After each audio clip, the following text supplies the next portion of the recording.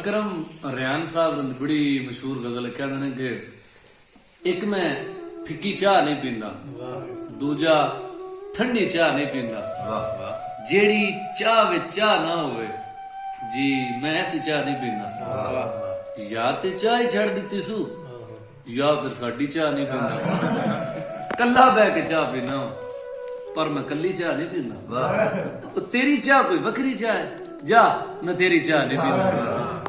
चाह पीती अखबार पढ़िए दुनिया बह के घर पढ़िए, तेरा लिखिया पढ़नो पहला बिस्मिल्लाह 100 बार पढ़िए।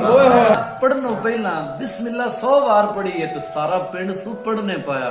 अजे जमाता चार पढ़िए। खंड दे रूप विच मोहरा है मैं खादा है, प्यार सरासर धोखा है मैं खादा है, ते वस्ती मेरे सच सुनान ते बिफर गई, फिर जो इट्टा रोड़ा है मैं खादा है, ते धोखा खा फिर अकल ठिकाने आवेगी, मेरा बड़ा तजर्बा है मैं खादा है।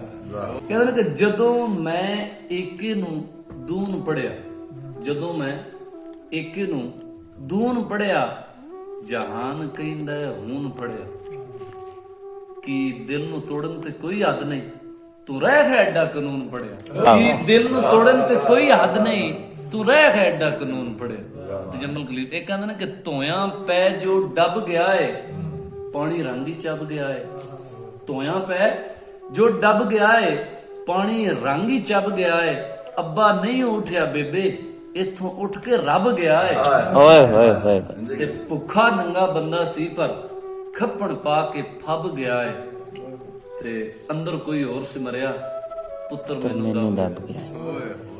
गलमा लीरो लीर बनाई फिरना है तो की अपनी तस्वीर बनाई फिरना है।